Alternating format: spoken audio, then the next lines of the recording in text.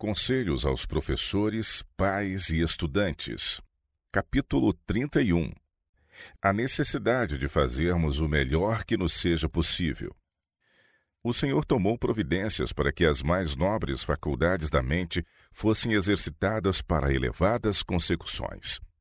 Em lugar disto, porém, o homem perverte essas faculdades, ativando-as a serviço dos interesses temporais, como se a consecução das coisas terrenas fosse de suprema importância.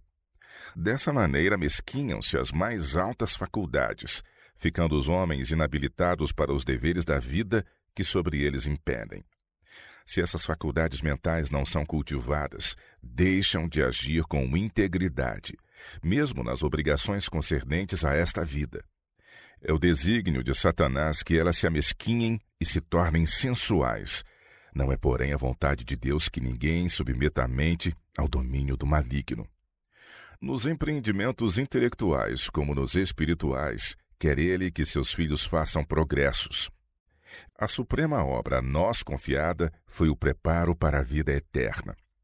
Caso a realizemos segundo o desígnio de Deus, toda tentação poderá contribuir para o nosso progresso, pois à medida que lhes resistirmos às seduções, avançamos na vida divina. No calor da luta, agentes invisíveis nos serão postos ao lado, com ordens do céu para nos ajudar nas pelejas, e na crise ser-nos-ão comunicadas força, firmeza e energia, e teremos poder sobre-humano. A menos, porém, que o agente humano ponha sua vontade em harmonia com a de Deus, a menos que ele abandone todo ídolo e vença toda má prática, não vencerá no conflito, mas será afinal vencido.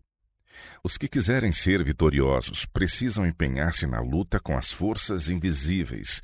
A corrupção interior precisa ser vencida e todo o pensamento submetido a Cristo.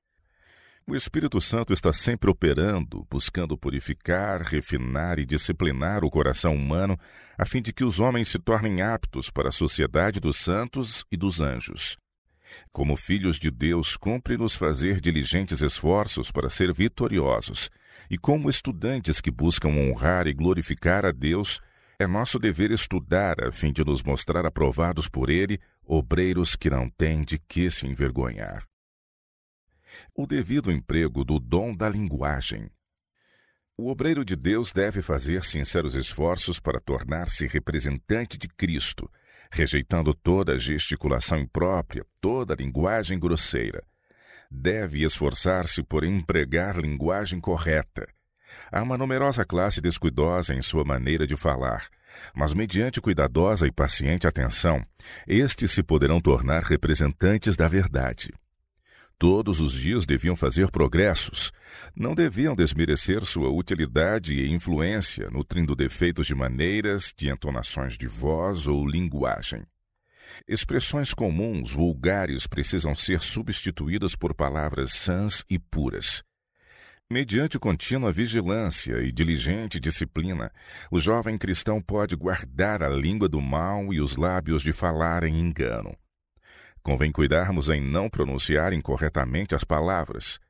Existem entre nós homens que, em teoria, têm conhecimentos que os põem acima de uma linguagem incorreta e que, todavia, na prática, cometem erros frequentes. O Senhor quer que façamos o melhor possível, empregando sabiamente nossas faculdades e ocasiões. Ele dotou os homens de dons com que beneficiem e edifiquem a outros. É nosso dever educar-nos de tal modo que nos habilitemos para a grande obra a nós confiada. Lendo ou recitando, a pronúncia deve ser clara. Tons nasais ou atitudes vulgares devem ser quanto antes corrigidos. Qualquer falta de clareza deve ser notada como deficiência. Muito se tem permitido formar o hábito de falar incompleta e indistintamente, como se a língua lhes fosse demasiadamente grande para a boca. Esse hábito lhes tem prejudicado grandemente a utilidade. Se as pessoas defeituosas na pronúncia se submeterem à crítica e à correção, poderão vencer esses defeitos. Devem exercitar-se com perseverança, falando em tom baixo, distinto, pondo em função os músculos abdominais em profunda respiração e tornando a garganta o meio de comunicação. Muitos falam muito rapidamente e em alto diapasão fora do natural. Tal costume prejudicará a garganta e os pulmões. Em consequência do mau uso contínuo, os fracos e inflamados órgãos adoecem, podendo resultar em tuberculose. O método de Cristo. Os pastores e os professores devem dar especial atenção ao cultivo da voz. Devem aprender a falar sem nervosismo e precipitação, mas enunciando pausada, distinta e claramente, conservando a harmonia da voz.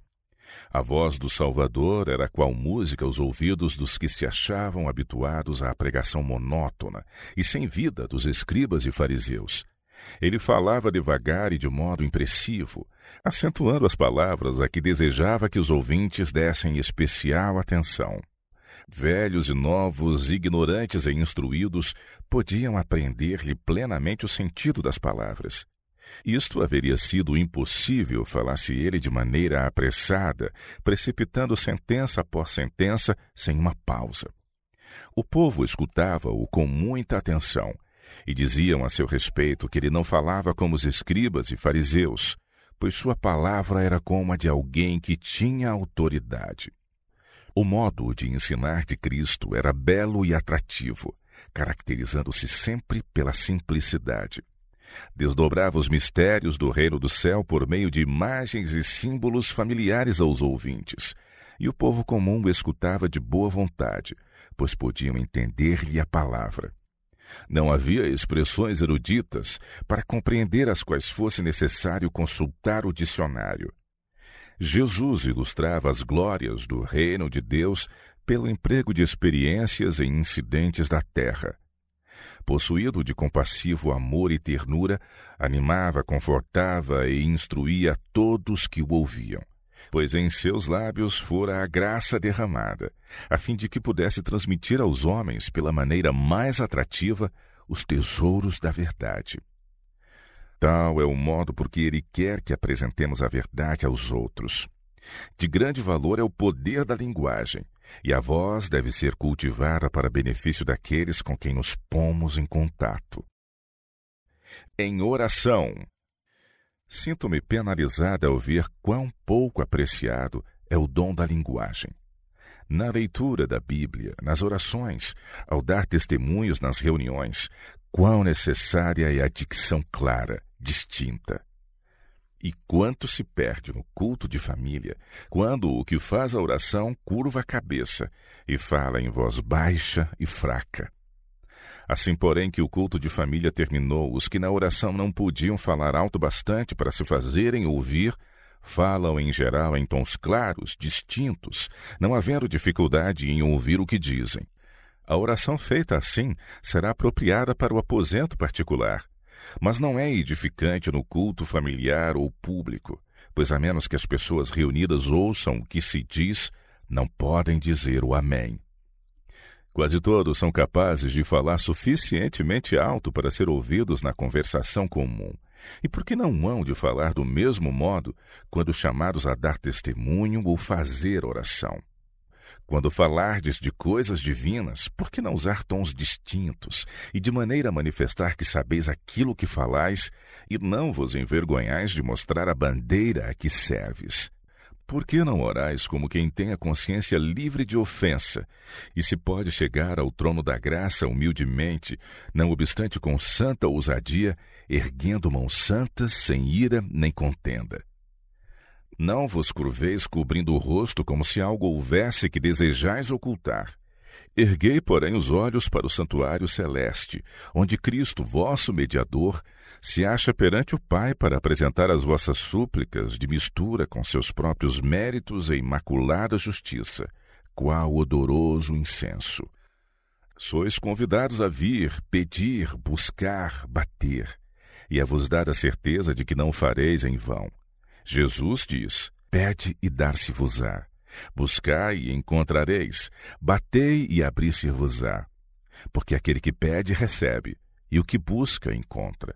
E ao que bate, se abre. Mateus 7, versos 7 e 8. Cristo ilustra a boa vontade de Deus para beneficiar com a disposição de um pai para satisfazer ao pedido de um filho. Ele diz: E qual o pai dentre vós que, se o filho lhe pedir pão, lhe dará uma pedra? Ou também, se lhe pedir peixe, lhe dará por peixe uma serpente? Ou também, se lhe pedir um ovo, lhe dará um escorpião? Pois se vós, sendo maus, sabeis dar boas dádivas aos vossos filhos, quanto mais dará o Pai Celestial o Espírito Santo àqueles que lhe o pedirem. Lucas 11, de 11 a 13. Dirigimo-nos a Deus em nome de Jesus por um especial convite, e Ele nos acolhe em sua câmara de audiência. A alma humilde e contrita comunica a Ele aquela fé em Cristo mediante a qual ela é justificada. Jesus desfaz como a uma espessa nuvem suas transgressões, e o coração confortado exclama: Graças te dou, ó Senhor, porque ainda que tiraste contra mim, a tua ira se retirou e tu me consolaste. Isaías 12, verso 1. Tal pessoa compreenderá pela própria experiência as palavras de Paulo. Com o coração se crê para a justiça, e com a boca se faz confissão para a salvação.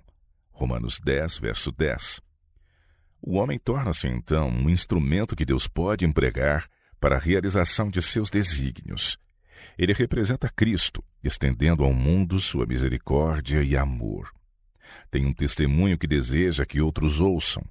Na linguagem do salmista, diz: Bendize, ó minha alma, ao Senhor, e tudo o que há em mim, bendiga o seu santo nome. Bendize, ó minha alma, ao Senhor, e não te esqueças de nenhum de seus benefícios. É Ele quem perdoa todas as tuas iniquidades e sara todas as tuas enfermidades, que redime a tua vida da perdição e te coroa de benignidade e de misericórdia. Salmo 103, versos de 1 a 4. Testemunhar em favor de Cristo. Deus nos concedeu o dom da linguagem a fim de podermos contar aos outros seu trato para conosco, para que seu amor e compaixão possam tocar a outros corações, e de outras almas também acendam louvores àquele que os chamou das trevas para sua maravilhosa luz. Disse o Senhor: Vós sois as minhas testemunhas. Isaías 43, 10. Mas todos quantos são chamados a ser testemunhas de Cristo precisam aprender dele a fim de ser testemunhas eficientes. Como filhos do Celeste Rei, devem educar-se a dar testemunho em voz clara e distinta, e de tal maneira que ninguém tenha a impressão de que estão relutantes para contar as misericórdias do Senhor. Nas reuniões sociais, a oração deve ser feita de maneira que todos sejam edificados. Os que tomam parte nesse serviço devem seguir o exemplo dado na bela oração do Senhor para o mundo. Esta oração é simples, clara, compreensiva, e todavia não é longa nem sem vida, como são por vezes as orações feitas em público. Orações assim, destituídas de vida, seria melhor que não fossem proferidas, pois são mera forma, sem poder vital, e deixam de beneficiar ou produzir edificação. Escreve o apóstolo Paulo: Da mesma sorte, se as coisas inanimadas que fazem som, seja flauta, seja cítara, não formarem sons distintos, como se conhecerá o que se toca com a flauta ou com a cítara? Porque se a trombeta der sonido incerto, quem se preparará para a batalha? Assim também vós, se com a língua não pronunciardes palavras bem inteligíveis, como se entenderá o que se diz? Porque estareis como que falando no ar. Há, por exemplo, tanta espécie de vozes no mundo, e nenhuma delas é sem significado. Mas se eu ignorar o sentido da voz, serei bárbaro para aquele a quem falo, e o que fala será bárbaro para mim. Assim também vós, como desejais dons espirituais, procurai abundar neles para a edificação da igreja. 1 Coríntios 14, versos de 7 a 12.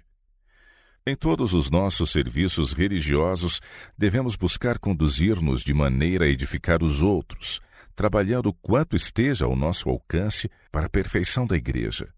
Pelo que o que fala língua estranha, ore para que a possa interpretar. Porque se eu orar em língua estranha, o meu espírito ora bem, mas o meu entendimento fica sem fruto. Que farei, pois? Orarei com o espírito, mas também orarei com o entendimento. Doutra maneira, se tu bem disseres com o espírito, como dirá o que ocupa o lugar de indouto, o amém, sobre a tua ação de graças, visto que não sabe o que dizes? Porque realmente tu dás bem as graças, mas o outro não é edificado.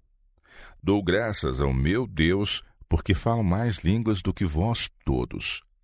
Todavia, eu antes quero falar na igreja 5 palavras, na minha própria inteligência, para que possa também instruir os outros, do que 10.000 palavras em língua desconhecida. 1 Coríntios 14, versos de 13 a 19. O princípio apresentado por Paulo com referência ao dom de línguas é igualmente aplicável ao uso da voz na reunião de oração ou social. Não queríamos que ninguém que seja deficiente a esse respeito deixasse de fazer oração em público, de dar testemunho do poder e do amor de Cristo. Não escrevo estas coisas para vos induzir ao silêncio, pois já tem havido demasiado silêncio em nossas reuniões. Mas escrevo a fim de que consagreis a vós àquele que vos deu esse dom, e compreendais a necessidade de o cultivar de modo a edificar a igreja pelo que dizeis. Se formastes o hábito de falar baixo e indistintamente, deveis considerá-lo um defeito e fazer sinceros esforços para vencê-lo, de modo que vos seja possível honrar a Deus e edificar a seus filhos.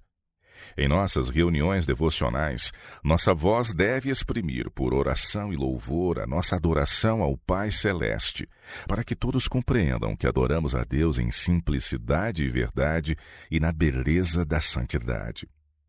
Precioso é, na verdade, neste mundo de pecado e ignorância, o dom da palavra, a melodia da voz humana quando consagrada ao louvor daquele que nos amou e se entregou a si mesmo por nós. Consagração da voz. O dom da linguagem tem sido grandemente maltratado e vastamente pervertido em seus desígnios. Os que professam, porém, ser filhos do Celeste Rei, despertem para sua responsabilidade, aproveitando ao máximo este talento. Que ninguém diga, não me adianta procurar orar, pois os outros não me ouvem. Diga antes, farei sinceros esforços por vencer esse hábito desonroso para Deus, de falar em tom baixo e indistinto. Por-me-ei sob disciplina, até que minha voz seja audível, mesmo para os que são de ouvido pesado. Seja a voz dos seguidores de Cristo exercitada de tal maneira que, em vez de amontoar palavras de modo ininteligível e indistinto, sua enunciação seja clara, forte e edificante. Não deixes cair a voz depois de cada palavra, mas mantende-a alta, para que cada sentença seja plena e completa. Não valerá a pena vos disciplinardes, uma vez que, assim fazendo, podereis acrescentar interesse ao culto de Deus e edificar seus filhos? A voz de ações de graças, de louvor e regozijo é ouvida no céu. As vozes dos anjos no céu unem-se com as dos filhos de Deus na terra, ao renderem eles honra, glória e louvor a Deus e ao Cordeiro pela grande salvação provida. Que cada um procure fazer o melhor que lhe seja possível.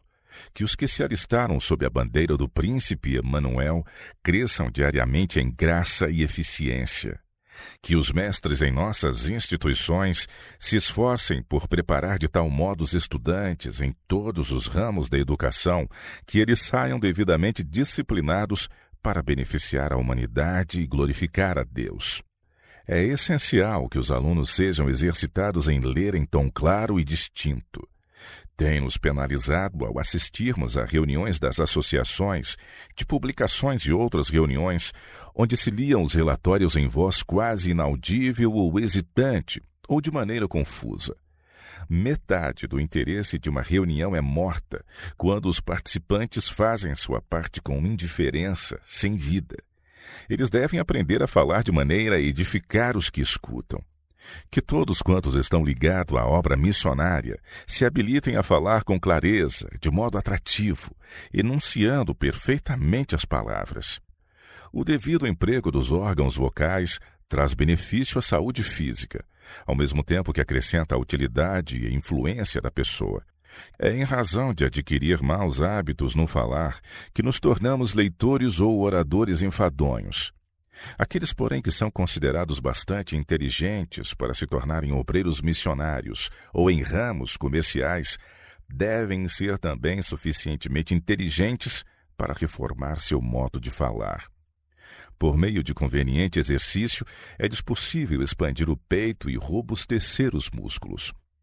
Atendendo às devidas instruções, seguindo os princípios da saúde quanto à dilatação dos pulmões e à cultura da voz, nossos rapazes e moças se podem tornar oradores capazes de se fazer ouvir. E o exercício necessário para conseguir isto prolongará a vida. Os que adquirem ideias corretas no que respeita à cultura da voz verão a necessidade de educar-se e exercitar-se a si mesmos a fim de glorificarem a Deus e beneficiarem aos outros. Terão de submeter-se a professores pacientes e capazes, aprendendo a ler de modo a conservar a harmonia da voz. Visando unicamente a glória de Deus, farão o máximo com suas aptidões naturais. Governando as próprias faculdades, não serão estorvados por defeitos de linguagem, acrescentando a própria utilidade na causa de Deus.